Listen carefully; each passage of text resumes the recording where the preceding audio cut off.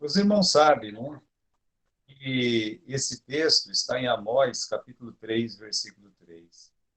Esse versículo é muito importante, irmãos, para nós, assim, que estamos servindo a Deus, né, porque é uma pergunta. Pode duas pessoas andar juntas se não estiver de acordo? Né? Então, à luz dessa passagem, podemos levantar a seguinte interrogação: como duas igrejas andarão juntas se não estiver de acordo entre elas? Então, como é que vai ser? Né? Olha, irmãos, infelizmente, nós temos algumas igrejas batistas aqui em Marília, tem bastante. Né? Eu, pessoalmente, eu não me sinto confortável de andar junto com algumas igrejas. Na verdade, eu vou ser sincero para vocês, né? Eu não me sinto confortável de andar junto com ninguém, no sentido que eles têm uma doutrina diferente da nossa. Um dia eles foram como nós somos, mas mudou, sabe? E em vez de eles ter lutado contra isso, né? Na verdade, eles admitiram muita coisa que nós não cremos, ou pelo menos cremos que é diferente dentro da palavra de Deus. Algumas práticas dentro da liturgia deles, algumas práticas também, né, da forma como eles ensinam a palavra de Deus, nós não encontramos na Bíblia. Então, como é que eu vou andar junto, mesmo que ele tenha o nome Batista, né? Como é que eu vou andar junto se não está de acordo? Então, no princípio, todas as igrejas podiam andar juntas, todas, né? Mesmo umas sendo judaizantes e outras gentílicas. É claro, você tem a igreja de Jerusalém, e meus irmãos, entre a igreja de Jerusalém e a igreja de Antioquia havia uma profunda diferença. Mas era uma diferença de usos e costumes e que nós temos que entender, e é bom que o irmão entenda, qualquer pessoa que estuda a Bíblia tem que entender. A igreja de Jerusalém, ou as igrejas da Judéia, se assim a gente pode falar, eram diferentes de tudo que a gente tinha. E é uma coisa que a gente tem que entender também, é que essa igreja acabou no ano 70. A igreja de Jerusalém ela foi destituída. A cidade de Jerusalém foi completamente destruída. Então, o que acontecia? Você tem, por exemplo, a igreja de Jerusalém, ela era uma igreja judaizante. Em que sentido? Eles não pregavam salvação pela graça? Não, pelo contrário. Eles pregavam salvação pela graça. Só que eles eram judeus, judaizantes no sentido que eles eram judeus. Então, o judeu, ele vai continuar se circuncidando ao oitavo dia. Um judeu, ele vai lá, vai guardar o sábado dele, coisa e tal, né? Então, um judeu, ele vai agir desse jeito. A igreja cristã, ela, muitos sacerdotes se converteram, muitas pessoas, né, das cidades, dos arredores, se convertiam. Só que os irmãos têm que lembrar que eram todos judeus. Olha, para você ter ideia da mentalidade da igreja de Jerusalém, é que o evangelho só ficou em Jerusalém. Se dependesse dos apóstolos ou da igreja de Jerusalém, a igreja teria ficado apenas em Jerusalém. Teríamos um templo cristão em Jerusalém, todo mundo teria que ir para o templo lá. Teria acontecido isso. Eu lembro dos irmãos uma outra coisa, que quando Jesus ele deu a ordem foi bem clara, né? Ir de pregar o evangelho a todo mundo, a toda criatura.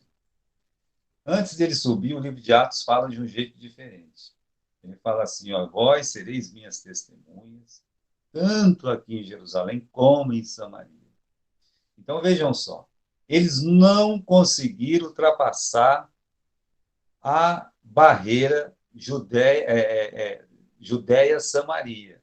Eles entenderam que em Jerusalém eles deviam pregar e pregaram, e você tem algumas igrejas nascidas na Judéia, mas é só.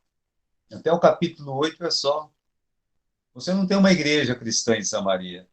Você não tem uma igreja cristã fora dos termos da Palestina. Você não tem. Então, você vai ter a de Antioquia depois. Então, quando você começa a ler o capítulo 8 de Atos, depois o capítulo 11 de Atos, você descobre duas coisas. Que com a perseguição de Estevão, houve uma perseguição geral aos cristãos, e os cristãos de Jerusalém, eles foram praticamente expulsos de lá, e aí impulsionou o evangelho. Porque para o judeu, só o judeu podia ser salvo, mas ninguém. Eles não entenderam direito. Eles teve que ir aprendendo isso aos poucos. Veja, meus irmãos, que a perseguição acontece no capítulo 8 e é o Filipe, não é um apóstolo. Não é um nome grande da igreja lá que acaba saindo e fazendo uma missão fora de Jerusalém. É Filipe. Filipe é um nome, meus irmãos, mais grego do que judaico. Eu lembro vocês disso aí também. E ele desce em Samaria, prega o evangelho em Samaria. E quando ele prega o evangelho em Samaria, muitas pessoas se convertem. E essas pessoas se convertem, têm alegria na cidade. O que a igreja de Jerusalém faz? Ué, calma lá, mas um samaritano pode ser salvo? Vamos lá ver isso. E o Pedro e o João descem para ver o que está acontecendo. E aí há a manifestação do Espírito Santo. A manifestação do Espírito Santo não é para o samaritano. O samaritano não precisava daquela manifestação. Eles já sabiam que eram salvos. Aquela manifestação é para que os judeus de Jerusalém entendessem que um samaritano também pudesse ser salvo. Veja a salvação do eunuco. Né? O eunuco faz uma pergunta: o que me impede de ser batizado? É porque para os judeus impedia tudo. Não, você não é judeu? Não. Então você não pode ser salvo, não. Né? Não é bem assim, não. Né? Aí o Pedro vai lá na casa de Cornélio, por quê? Porque Deus manda, ele mesmo não vai. Ele explica que ele não vai. Ele fala. Ele olha e diz assim: vocês sabem que para uma pessoa, para um homem judeu como eu não posso entrar na casa do gentio, porque eu fico uma pessoa imunda. Eu não posso. Como é que eu vou chegar lá depois e entrar na minha igreja? Como é que eu vou sentar junto com os outros apóstolos? Não me é permitido, ele falou. Né? E aí, então, lá vai Deus, né? Dá uma visão para ele, e o anjo fala com ele. E aí, então, ele vai para a casa do Cornélio. Ele prega o evangelho, porque Deus mandou ele pregar o evangelho para Cornélio, e Cornélio é salvo. E aí, sem que ele falasse nada, novamente o Espírito Santo se manifesta. E a manifestação não é para os membros da casa de Cornélio e Cornélio, é para Pedro e os irmãos que ele levou como xereta. Esses irmãos e o Pedro, eles precisavam ver que Deus também salva pessoas que não são judeus. E eles entenderam isso. Até, meus irmãos, que no capítulo 11, o Pedro, ele tem que prestar conta para a igreja. Quando ele chega em Jerusalém, antes dele chegar em Jerusalém, o pessoal já estava sabendo. E ele chega em Jerusalém, a primeira coisa que eles falam para Pedro: nós ficamos sabendo que você entrou na casa do gentil. Né? Que negócio é esse de você entrar na casa do gentil? Aí ele tem que explicar tudo. Teve uma visão, ele também teve uma visão e coisa e tal, sabe? Explicar o beabá e dizer assim: olha, e foi testificado porque o Espírito Santo desceu sobre ele, assim como desceu sobre nós a princípio. Então, irmãos, coloque na cabeça o seguinte: a igreja de Jerusalém é ela que é uma igreja atípica. É uma igreja atípica porque ela não conseguiu se desvencilhar do quê? Dos costumes judaicos. Aí, o que acontece? Deus, ele vai para Samaria, o evangelho, ele vai lá para a Etiópia, né, o etíope, ele salva almas na casa de Cornélio, que não são judeus, mas principalmente aqueles que foram perseguidos na perseguição de Estevão, alguns irmãos cipriotas e sirinenses, eles vão até Antioquia e prega para não-judeus, para gregos, para gentios. Então nasce a igreja de Antioquia. A igreja de Antioquia é uma igreja gentílica. E é ali que, pela primeira vez, os crentes, os salvos em Cristo, eles são chamados de cristãos. E essa igreja, meus irmãos, é a igreja missionária. Ela começa a abrir novos trabalhos. Você vê no capítulo 13, os missionários dessa igreja, Paulo e Barnabé. Não foi com uma igreja lá em Jerusalém que Deus disse, separai-me a Pedro e João. Não.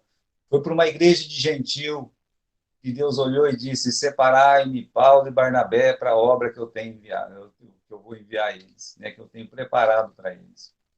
E aí começam as missões. E os judeus, eles tentam plantar esses pensamentos nas igrejas da Galácia. Aí tem aquela crise no capítulo 15. E naquela crise do capítulo 15, se levanta Paulo, se levanta Pedro, se levanta o Tiago. E Pedro, quando ele se levanta, ele diz, olha, nós cremos que eles vão ser salvos pela graça, assim como nós. Salvação pela graça. Todas as igrejas devem ser como as igrejas dos gentios, e não como a igreja de Jerusalém. Porque Deus, ele usou os judeus para levar o evangelho. Mas a igreja de Jerusalém, se dependesse dela, o evangelho não teria saído de lá. Só saiu com a perseguição de Estevão. Então, as igrejas cristãs têm que se parecer com a igreja de Antioquia, né? Quando fala de usos e costumes. É com a igreja de Antioquia que tem que parecer. Se quiser parecer com a igreja de Jerusalém, eu digo uma coisa para vocês. Vai virar uma sinagoga. É isso que acontece. Então, vamos aqui para o nosso estudo, né? Veja só, no princípio, todas as igrejas podiam andar juntas, mesmo umas sendo judaizantes e outras gentílicas. No caso, as igrejas da Judéia e as igrejas que saíram fora dos termos da Palestina, começando com Antioquia. Tá? Os costumes podiam ser diferentes, mas a fé era a mesma, como foi confirmado em Atos 15. As diferenças entre as igrejas estavam apenas em usos e costumes. Nenhuma igreja foi considerada herética por não ser exatamente igual à primeira igreja em Jerusalém, e nem podia ser diferente. Uma breve leitura no capítulo 15 de Atos mostrará que a preocupação dos apóstolos não era manter os usos e costumes judaicos, mas manter uma unidade quanto à fé, principalmente a respeito do meio de salvação. Este, aliás, foi, é e sempre será pela graça, pela fé do pecador na pessoa e na obra de Jesus Cristo. Salvação pela graça. Salvação, meus irmãos, pela fé na obra meritória do nosso Senhor Jesus Cristo. Isso é a base, né, das nossas igrejas. Paulo diz a mesma coisa aos coríntios. Não vos ponhais em julgo desigual com os incrédulos, porque que sociedade pode haver entre a justiça e a iniquidade? Ou que comunhão da luz com as trevas? Que harmonia entre Cristo e o maligno? Que união do crente com o incrédulo? Que ligação entre o santuário de Deus com os ídolos? Porque nós somos santuários do Deus vivente, como ele próprio disse.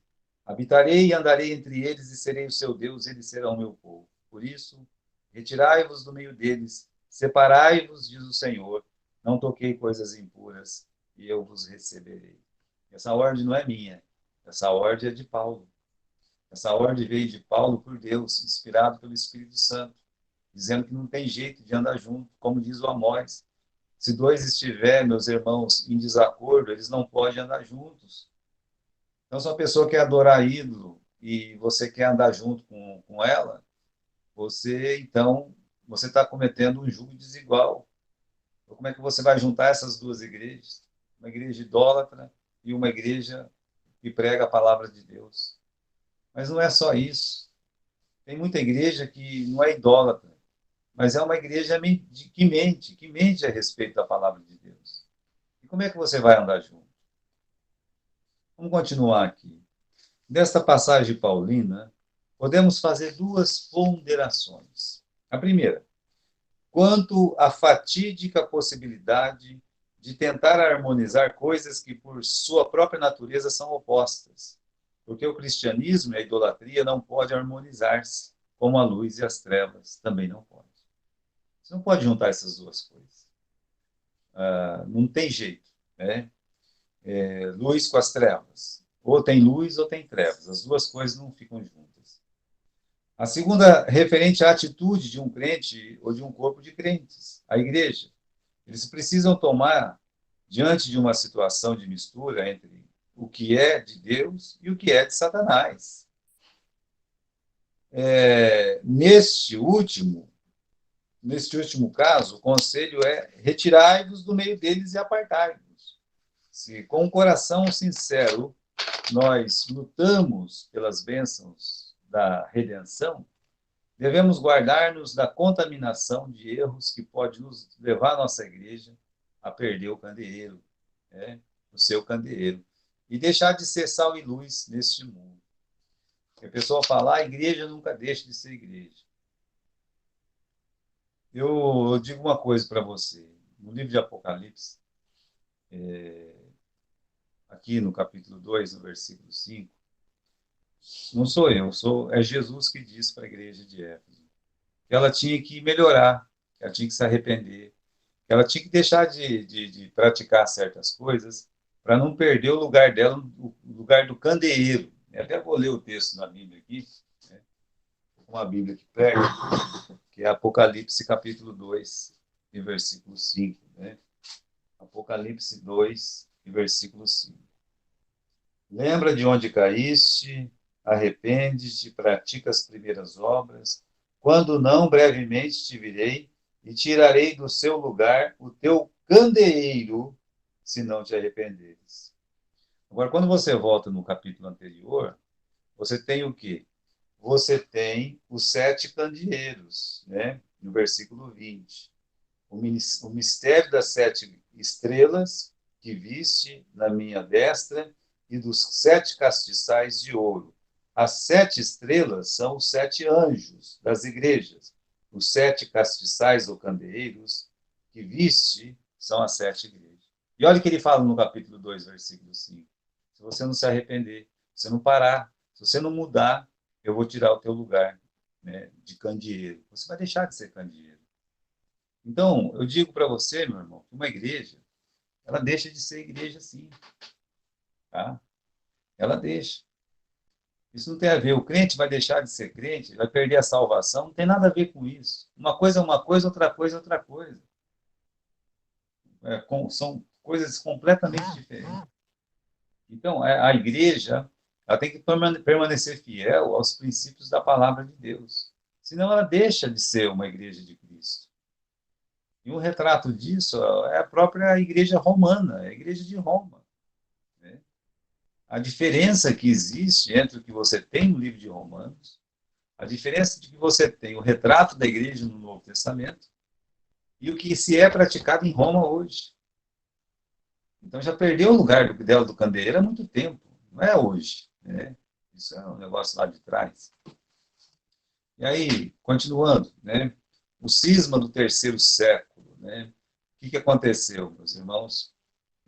Algumas igrejas pós-apostólicas, elas tiveram que, assim, não teve jeito, teve que dividir o corpo, né, as igrejas, algumas ficaram de um lado e outras ficaram do outro. Ou seja, o cristianismo, ele se dividiu, sim, no terceiro século.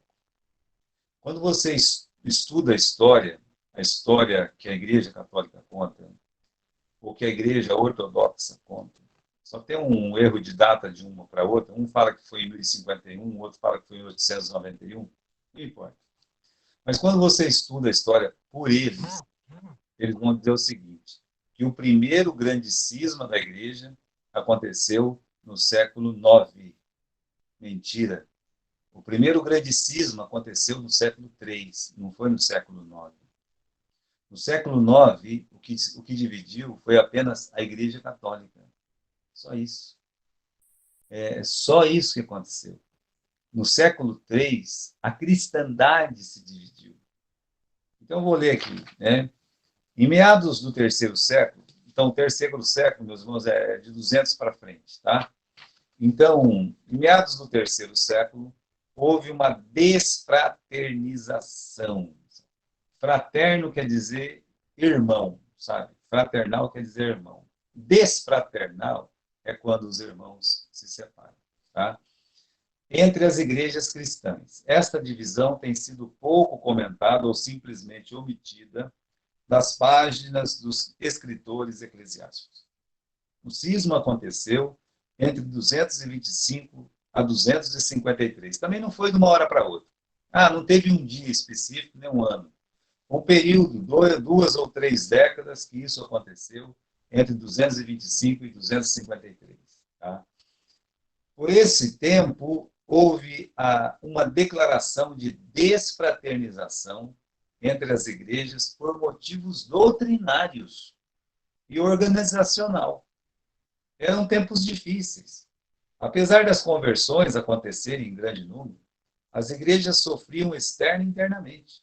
Externamente, devido às duras perseguições movidas pelos imperadores romanos, e internamente, porque as igrejas estavam sendo corrompidas por 2 erros doutrinários que se introduziram em muitas igrejas da época. Um dos erros negava a salvação pela graça. O segundo destronizava Cristo de sua própria igreja. Olha, 2 erros terríveis. Né? O primeiro aqui é negar a salvação pela graça. Isso é um erro grave, irmãos. Como é que você vai aceitar, né, isso na igreja? Não tem jeito. Né? O segundo erro diz respeito à organização da igreja, né? Tirando Cristo do trono da sua própria igreja, como nós vamos ver. Então, vamos estudar mais claramente esses 2 erros que dividiram as igrejas entre os anos de 225 e 253. O primeiro, o batismo como meio de salvação. Esse foi o primeiro grande motivo de uma igreja não querer ficar andando junto com a outra. Vamos ler, vamos lá. Né? Desde os primórdios da igreja, sempre foi um problema a questão de como o homem podia alcançar o céu. Isso aí está no livro de Atos. O livro de Atos discute isso no capítulo 15. Com os judeus descendo lá, falando assim, olha, se vocês não se circuncidar, vocês não podem ir para o céu. Né? E aí tem aquela discussão toda, até que eles decidem, pela Bíblia, é claro, né, que a salvação é pela graça, não é pela circuncisão, não é por guardar o sábado. Né? O ensinamento de Jesus e, posteriormente, dos apóstolos eram unânimes. Pela graça sois salvos. O Novo Testamento nunca deixou dúvidas sobre esse assunto. Mesmo nas igrejas primitivas, esse foi um problema sério. O primeiro concílio das igrejas em Jerusalém foi realizado justamente para resolver esse problema.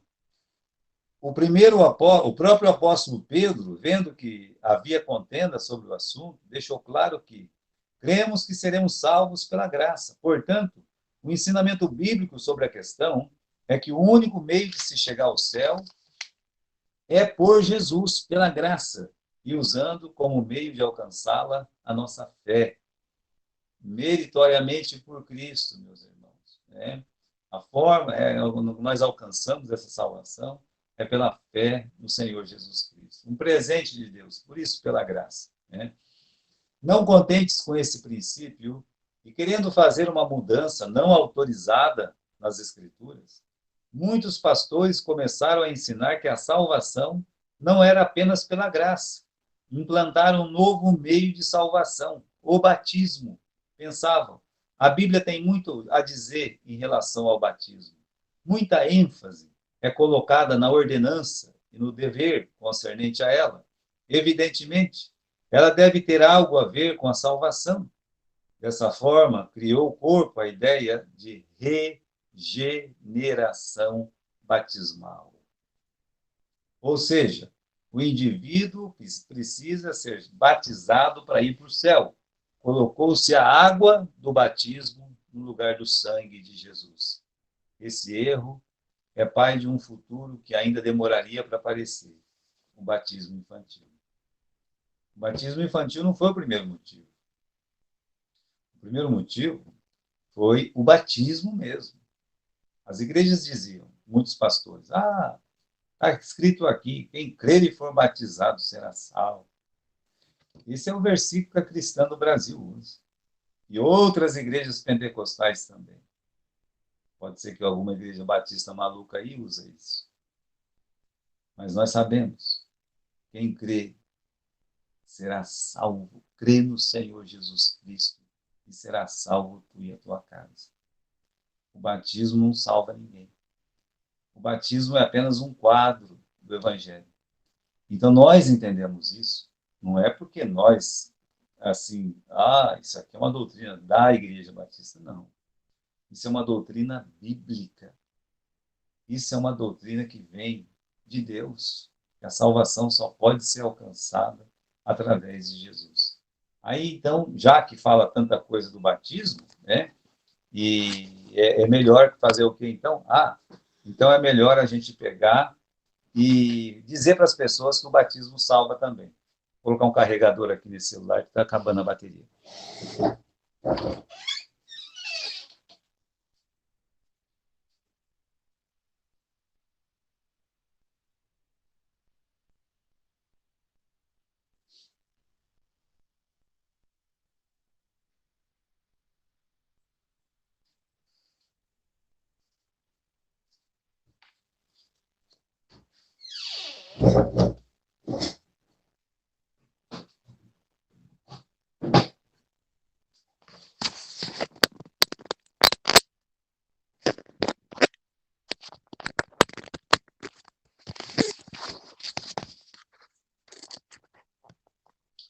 Agora vai.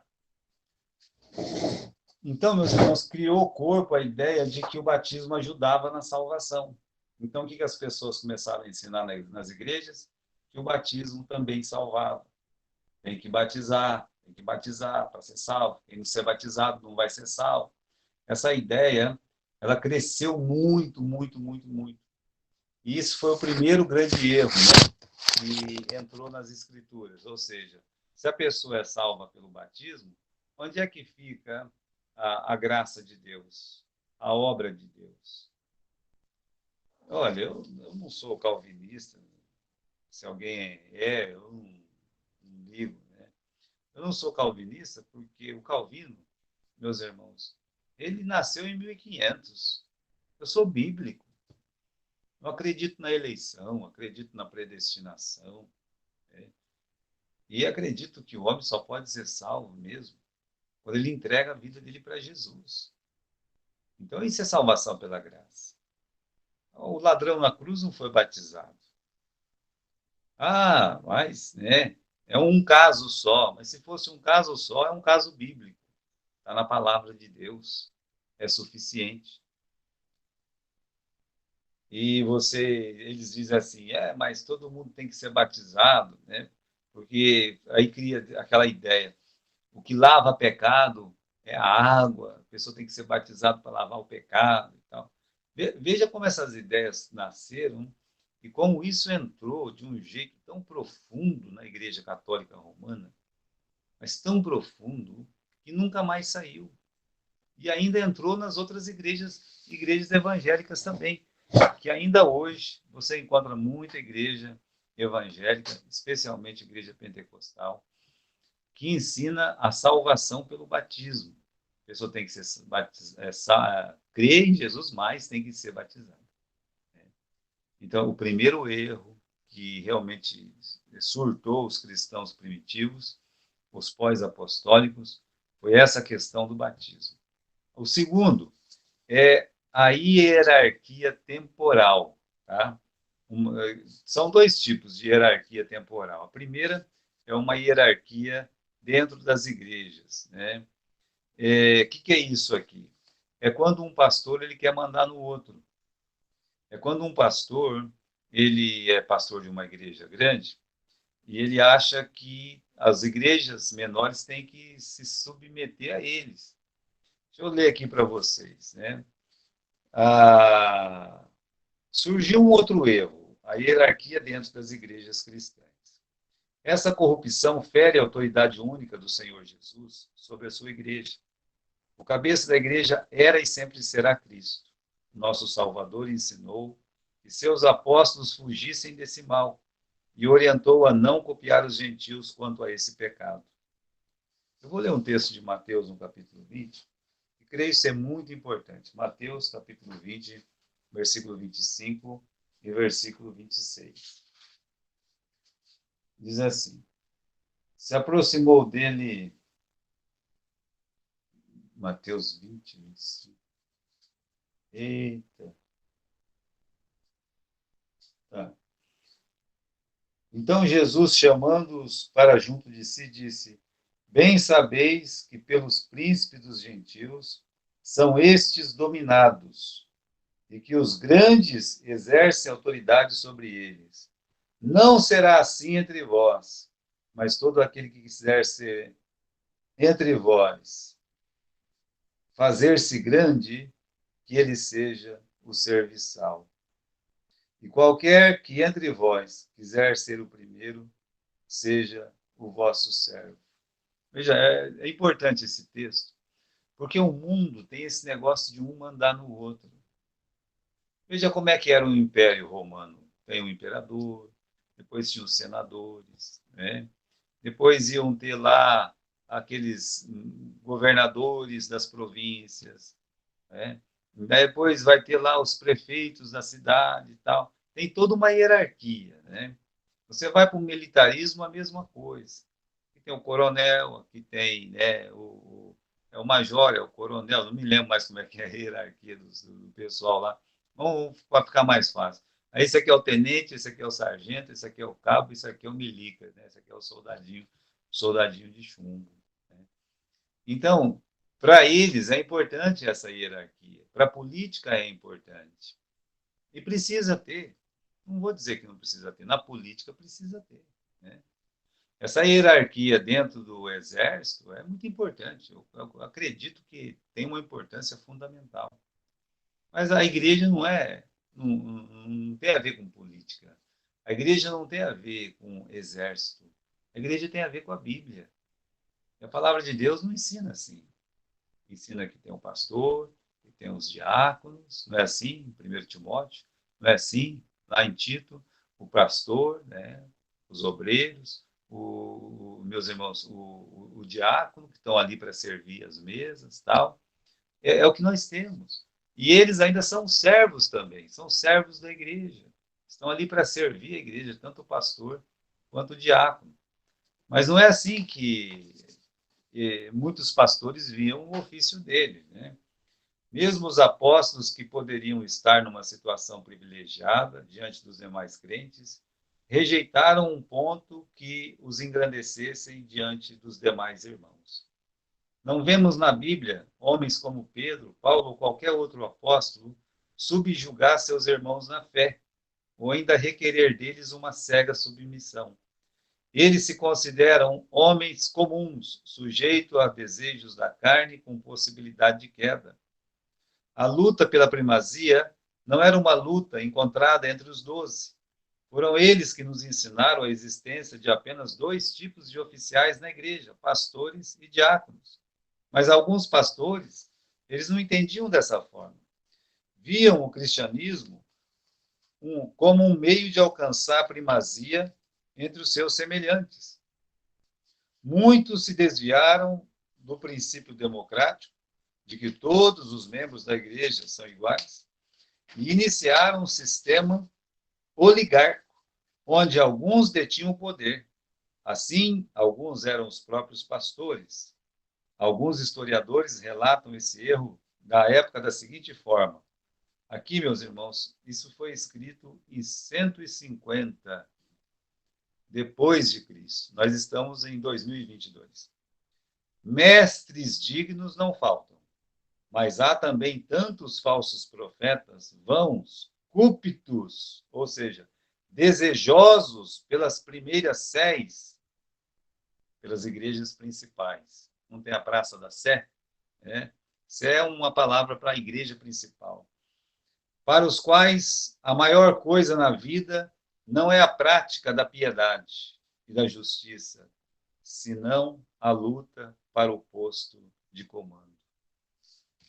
O que o pastor Hermas aqui, que é um dos pais da igreja, escreve, isso aqui abre na nossa mente que no ano 150 O que alguns pastores queriam não era servir a Deus, é ser o pastor da igreja principal para poder mandar nas outras igrejas, estar numa cidade grande para poder chegar lá, ter uma igreja grande, dominar os outros pastores, dominar as outras igrejas, né?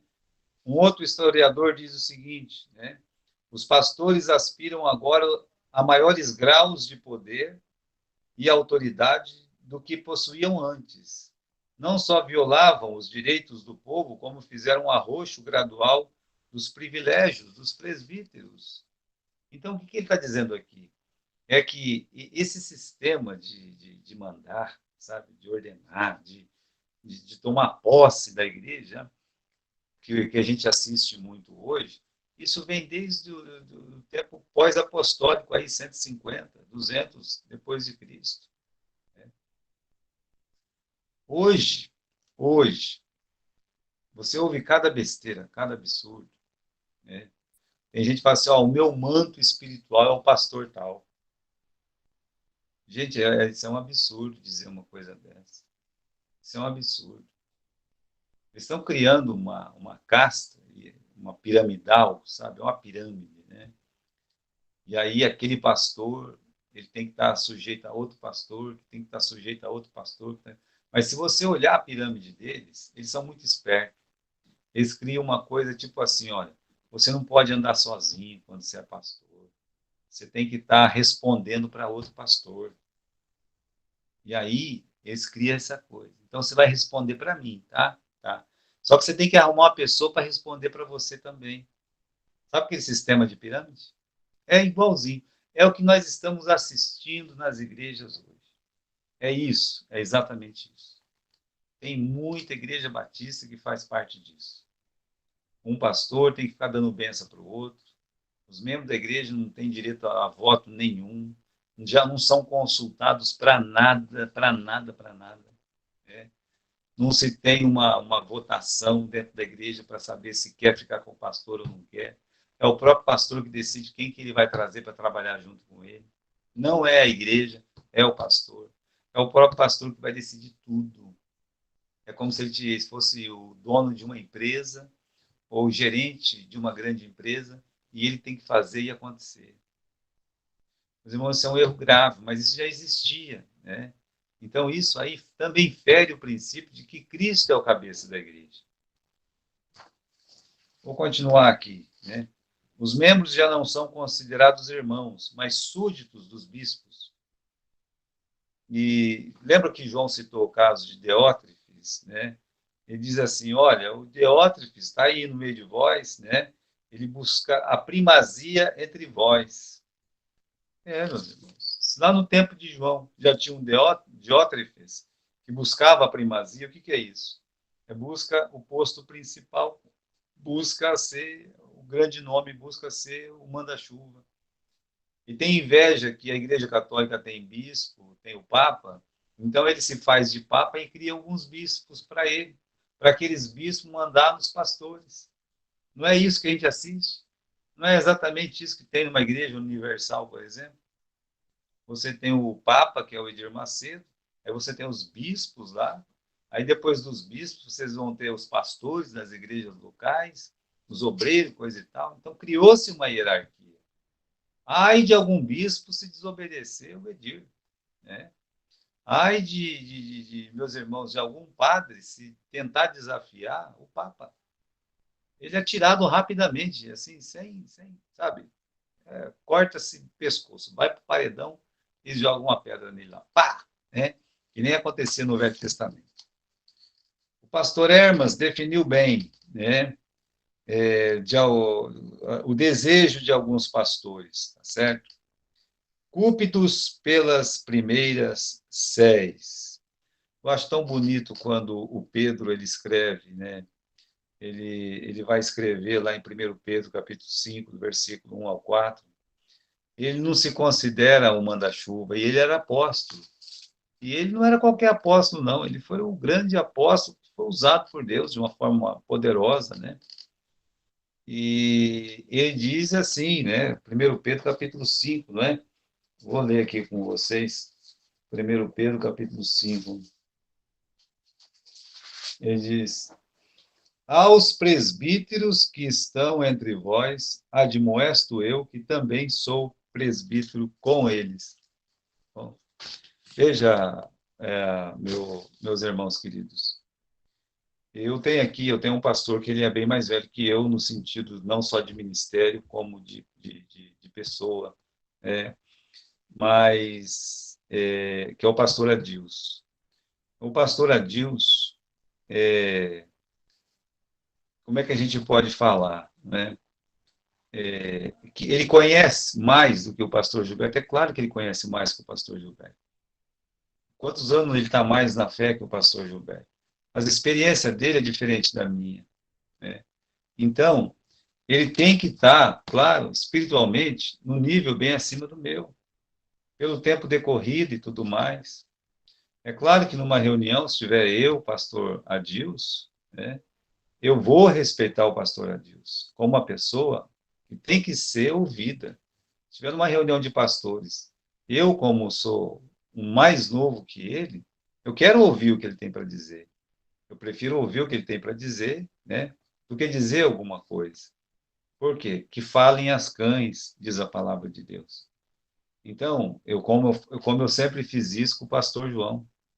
Mas o pastor Adilson ou o pastor João, eles não vão pedir isso de mim. Ó, você tem que me ouvir. Você aqui quem manda sou eu. Jamais vai acontecer isso. Se existe um respeito, é aquele respeito de fato, é o respeito moral, é o respeito de amor, que eu acho que um pastor mais novo tem que ter por aquele mais velho. Então, isso é importante, isso é bom. Não estou dizendo que essas coisas não têm que acontecer. Isso é bom, né? Agora, você vê o outro mandar, seja o mais novo, seja o mais velho, como está acontecendo nas igrejas. Então, o Pedro, ele podia dizer diferente do que ele disse. O que o Pedro está dizendo aqui, olha, aos pastores que estão entre vós, admoesto eu, que também sou pastores com eles, o presbítero. Eu sou pastores com eles. E ele ainda dá um conselho, né? Apacenta o rebanho, né? Apacenta de forma voluntária, ele fala isso no versículo 2, mas o principal está no versículo 3. Não tendo, não como tendo domínio sobre a herança de Deus, mas servindo. Meus irmãos, nós não mandamos na igreja, nós pastores. Nós servimos na igreja. Conta a história do primeiro pastor batista que desceu naquele navio dos peregrinos e, e ele chegou e ele foi visitar uma comunidade que era presbiteriana e ele foi lá, né, se apresentar naquela comunidade presbiteriana que tinha nascido e ele chegou e disse assim para o pastor, né, presbiteriano: ô pastor, bom dia, né? O senhor é o pastor que serve aqui? É uma coisa comum. É o senhor que serve nessa comunidade como pastor, né? Ele olhou e disse: eu não sou o pastor que serve aqui, eu sou o pastor que manda aqui. Então, realmente tem pastores que são assim. Eles não estão para servir, eles têm um domínio sobre o rebanho. E isso, meus irmãos, não é de hoje. Isso aí começou, como diz aí o pastor Hermes, em 150 depois de Cristo, ele escreveu que já muitos pastores eles eram ávidos pelo poder, ávidos pelas primeiras séries, desejo de dominar igrejas e outros pastores. Isso é uma coisa, meus irmãos, que tem no meio das pessoas, no coração das pessoas, domínio, poder, sobe na cabeça deles, né?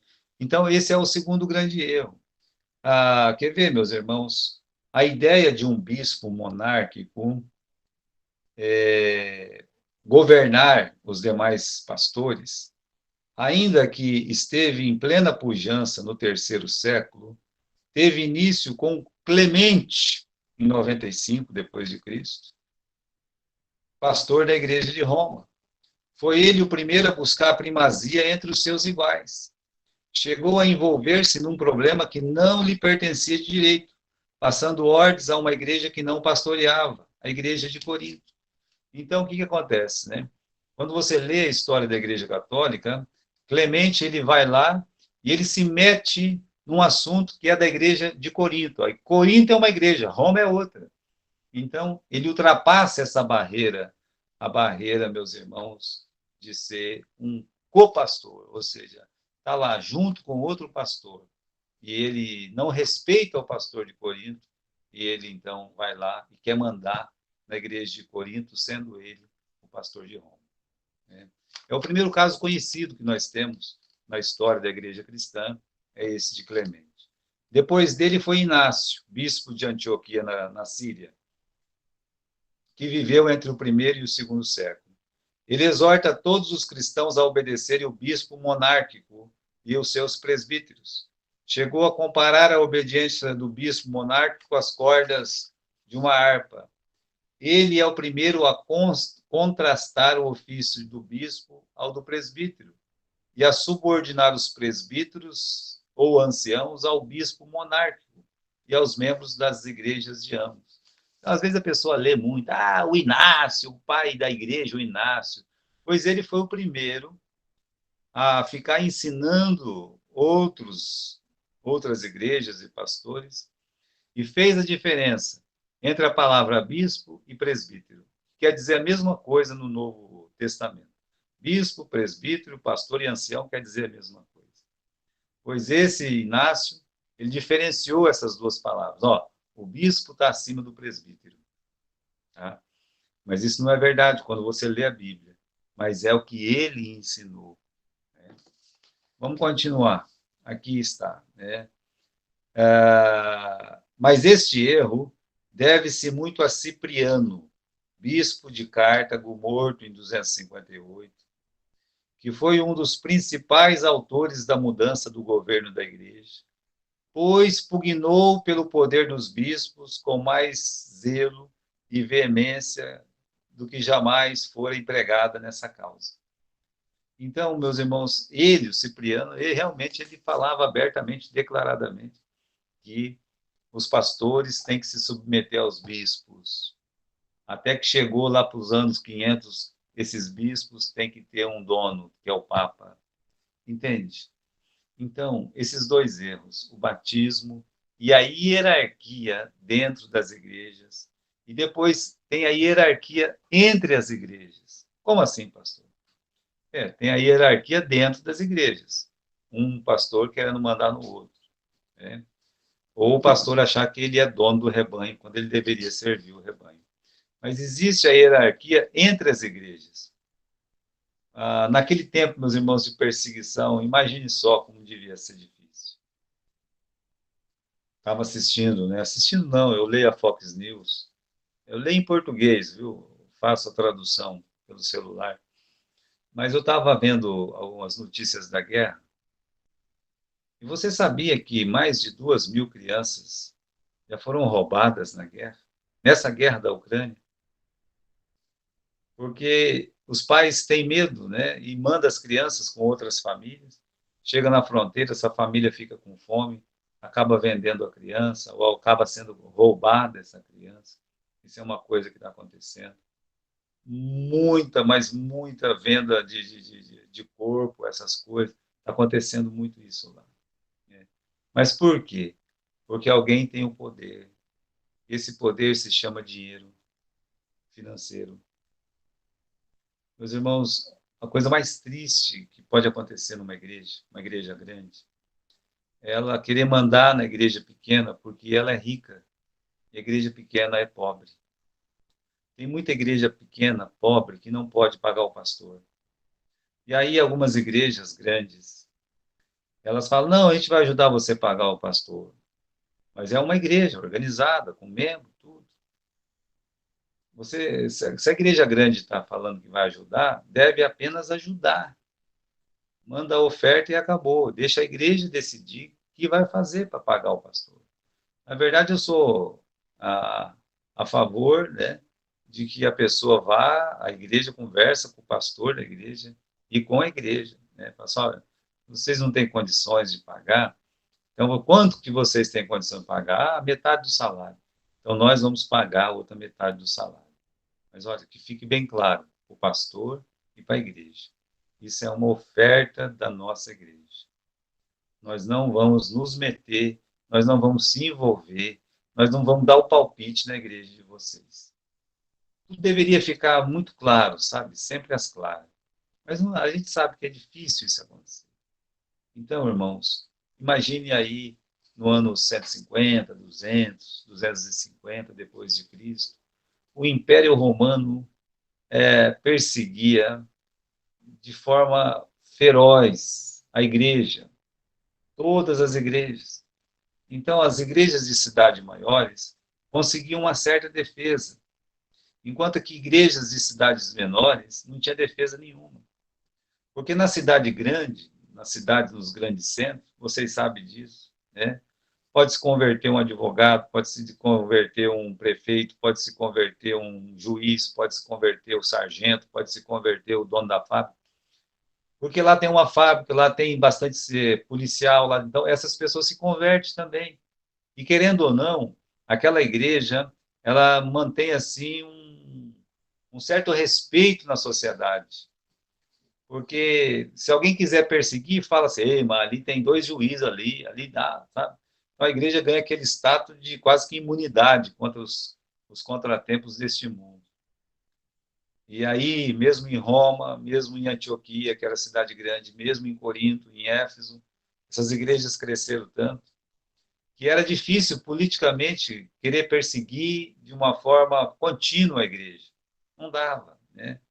Mas nos lugares que eles não tinham uma defesa política, não tinha nada, então eles eram mais perseguidos e ficavam cada vez mais pobres. Aí a igreja grande vem e ajuda. E quanto custa essa ajuda? Então, para muitas igrejas, custava a submissão. Custava dizer, olha, somos seus, né? Estamos nas suas mãos. Nosso pastor vai obedecer ao seu pastor, nossa igreja fica à mercê de vocês. Isso, meus irmãos, começou a acontecer, justamente por causa da perseguição, a necessidade, tudo mais, né? Veja só, os pastores das grandes igrejas, como de Roma, Alexandria, Antioquia e muitas outras, iniciaram um processo de subjugar as igrejas menores. Já foi dito que os tempos eram difíceis. O império perseguia a igreja. Com as perseguições sobrevinha a miséria.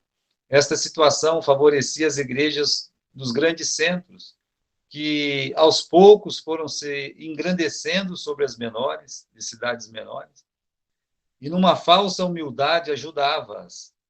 Foi dessa forma que muitas igrejas tomaram um lugar de primazia sobre as demais. Roma, principalmente. Essa passou a gozar de uma distinção especial.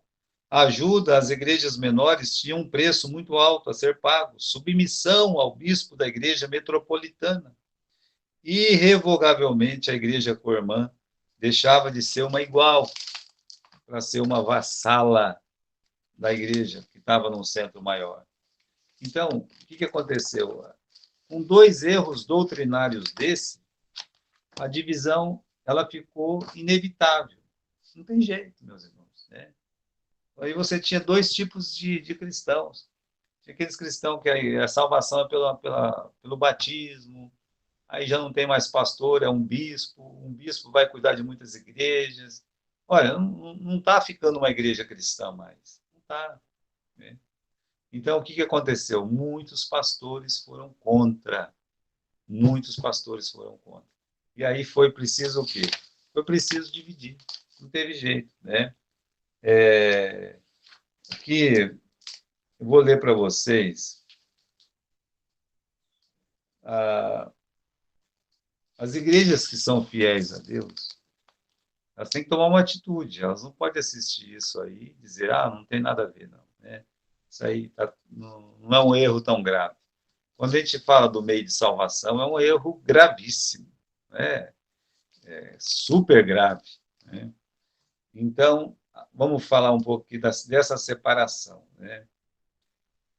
Na Ásia Menor, isso aqui, meus irmãos, foi escrito por Strong, e o McClinton, né? Uma coisa assim, eu não sei falar em inglês, mas ele escreveu o seguinte: na Ásia Menor e na África, onde por muito tempo rugiu amargamente o espírito da controvérsia, o batismo só foi considerado válido quando administrado na igreja correta. Tão alto foram as disputas sobre a questão que dois sínodos se convocaram para investigá-la. Um em Icônio e outro em Sínada, na Frígia, os quais confirmaram a opinião da invalidade do batismo herético. Da Ásia passou a questão para a África do Norte. Tertuliano concordou com a decisão dos concílios asiáticos, em oposição à prática da Igreja Romana. Agripino convocou um concílio em Cartago, o qual chegou a uma decisão semelhante aos da Ásia. Assim ficou a matéria até Estevão, bispo de Roma, no ano de 253, provocado pela ambição que procedeu em excomungar os bispos da Ásia Menor, Capadócia, Galácia, Cilícia, aplicando-lhes o epípeto de Anabatista. Olha só. As igrejas que estavam dentro da palavra de Deus não queriam mais aceitar os membros que vinham dessas igrejas erradas. E isso tornou uma coisa bem, ficou uma situação difícil, ficou uma situação crítica, né? Por quê? Porque quando vinha um membro de uma igreja errada, para uma igreja que guardava os princípios das Escrituras, a pessoa tinha que ser batizada de novo. Ela já tinha sido batizada lá, vamos dizer que ela estava lá em Roma, foi batizada na igreja de Roma, e ela muda para uma igreja lá da Ásia Menor, da Frígia, da Capadócia, tal, onde eles mantinham a fidelidade doutrinária. Aí a pessoa falava assim: você já foi batizado? Ah, já fui batizado. Posso te fazer uma pergunta? Pode, né? Você morresse hoje, você ia para onde? Ah, não sei não, né? Como é que você não sabe? Ah, porque é o seguinte, né? Eu não sei se eu sou bom o suficiente e tal, eu criei, fui batizado, né? Mas depois que eu fui batizado, eu já pequei, sabe como é que é? Tá vendo só? Então a pessoa olhava e falava assim, mas calma lá. Ele foi batizado, mas ele nem sabe nada sobre Jesus, sobre salvação. Esse é o problema, meus irmãos, quando a gente coloca outras coisas no meio da graça. As pessoas, elas fazem confusão. Quantas pessoas estão na igreja e não têm certeza da salvação pelo simples fato que eles ainda não sabem que só Jesus Cristo salva, que não é o batismo que salva. Então, esses dois erros, salvação pelo batismo e a hierarquia dentro e entre as igrejas, isso causou uma revolução. As igrejas se separaram. Tinha igreja que era salvação pelo batismo e tinha igreja que era salvação pela graça. Quando uma pessoa saia da igreja da salvação pelo batismo para a salvação da graça, eles não aceitavam. E está certo de não aceitar. Porque a água não pode vir primeiro que a fé. A água não pode vir primeiro que o sangue. Não tem jeito. Primeiro crê em Cristo, depois é batizado.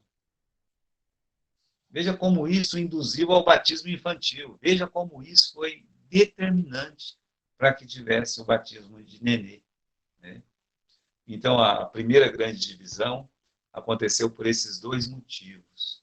E os historiadores honestos, aqueles que realmente escrevem a história pela história, e não a história contada por uma igreja em particular, eles reconhecem que já no terceiro século houve uma grande divisão. E, de um lado, estariam as igrejas heréticas, eram cristãos nominais, e do outro lado estavam os anabatistas, que eram os rebatizadores. Mas tem que perguntar, por que eles estão batizando novamente? Porque aquelas pessoas vinham de outras igrejas sem saber se eram salvas ou não. Porque aquelas pessoas não tinham certeza de salvação. Porque aquelas pessoas ainda não tinham crido em Cristo como único e suficiente Salvador. É por isso. Então, se eu via uma pessoa aqui, você é da igreja batista? Sou, né? Mas se você morresse agora, você ia para onde? Ah, não sei não. Ah, você não sabe não? Então eu vou pregar sobre Jesus para você. Aí no final ele fala, você já creu em Cristo? Não, você crê em Cristo como seu Salvador? Ah, eu creio. eu creio. Você quer entregar sua vida para Jesus hoje? Ah, eu quero. Amém. Então, meu amigo, agora que você creu em Cristo, você tem salvação eterna. E agora você pode ser batizado. Ah, não, já fui batizado. Não. Você só tomou um banho lá. O batismo não pode preceder o sangue de Jesus. Primeiro se crê em Cristo, depois se é batizado. É isso que aconteceu no terceiro século. Então, esse foi o motivo da divisão. Né? E vamos ler esse outro aqui. Né? Outra vez foi um bispo romano, Estevão, olha como o nome dele aparece em tudo, né? Que, instigado pelo espírito da arrogância eclesiástica, dominação, os eles sem conhecimento, ligou a este ponto a salvação pelo batismo uma importância dominante. Daí, para o fim do ano de 253, ele lavrou uma sentença de excomunhão contra os bispos da Ásia Menor, Capadócia, Galácia, Cilícia. É a mesma história. Tá? É a mesma história. Ou seja, esse Estevão, que era pastor de Roma, ele excomungou todo mundo. Mas, olha, irmãos, não precisava excomungar, não. Tá? Eles já não tinham comunhão. Essas igrejas que pregavam a verdade não queriam andar junto com essas igrejas que pregavam a mentira. Mas vamos continuar aqui, né? Ah, estigmatando, dando apelido para eles como anabatistas. O nome, contudo, que eles podiam afirmar que não mereciam por seus próprios princípios, porque não era o seu desejo administrar um segundo batismo, aqueles que tinham sido batizados, mas disputavam que o prévio batismo dado por hereges não podia ser reconhecido como verdadeiro. Isto induziu Cipriano, o bispo, a propor o ponto para discussão em dois sínodos, reunidos em Cartago, em 225, um composto de 18 e outro de 71 pastores. Ambas as assembleias declararam a favor da ideia de que o batismo de heréticos não devia ser considerado como válido. Pronto, né? E o resultado dessa desfraternização é que surgiu dois corpos cristãos. Um que pregava a salvação pelo batismo e a hierarquia dentro das igrejas, e o outro, chamado de Anabatista, porque não aceitava isso, se separaram deles, né? E quando vinha um membro de uma igreja herética, eles batizavam. Bem, meus irmãos, o que eles estão fazendo lá, essa desfraternização, a motivação, eu acho que é a mesma que nós temos. Se aquela igreja quer pregar a coisa errada, nós não vamos lá fechar a porta daquela igreja. Mas também eu não vou me unir a ela. Né? Agora, o que aconteceu foi que os romanistas e os que apoiavam os romanistas olharam para essas igrejas que pregavam a verdade e apelidaram eles de Anabatista. Então, quando você ouvir essa palavra Anabatista significa batizar novamente. Sim, o batista, ele é um anabatista. Como é que eu não vou batizar novamente um membro vindo do romanismo? Se quando ele era nenê, ele nem sabia o que ele estava fazendo quando foi batizado. Como é que eu não vou batizar novamente um metodista, presbiteriano, anglicano, luterano, um congregacional? Como é que eu não vou batizar de novo? Sendo que eles foram batizados nenê. Como é que eu não vou batizar de novo um membro mórmon, um membro adventista, um testemunho de Jeová? Nenhum deles crê que Cristo é o único e suficiente Salvador. Um quer guardar o sábado, o outro gosta do Smith. Então, irmãos, eles têm a igreja deles, que fiquem lá, que possam caminhar entre os deles. Mas nós sim, nós vamos caminhar com a palavra, com a verdade. E por isso, por amar a verdade, por se separar, né? Retirai-vos do meio deles, como diz o apóstolo Paulo, por se retirar, é que fomos chamados de anabatistas. Tá? Na semana que vem, nós vamos falar do resultado da desfraternização dos cristãos. O que aconteceu com os dois ramos, tá? O ramo católico e o ramo anabatista.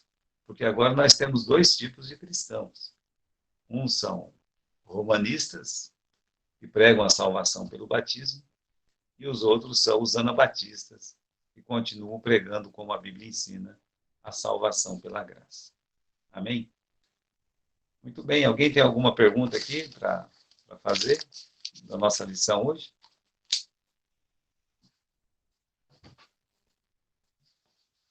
Ninguém, é?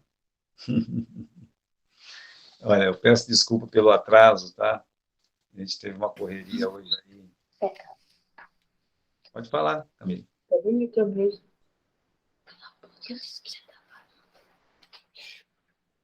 Pode falar.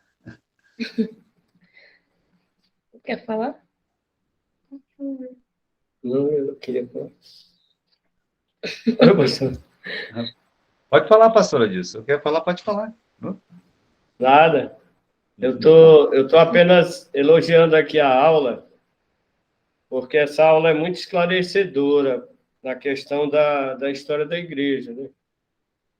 Porque aí fica bem subentendido que a primeira divisão que houve no cristianismo foi exatamente essa questão do batismo, da regeneração batismal e a hierarquia de dirigente de igreja sobre outros. Então, é a primeira divisão. É, foi a primeira. Porque para eles... Antes mesmo de Constantino, né? Uhum. Ele aparece, né?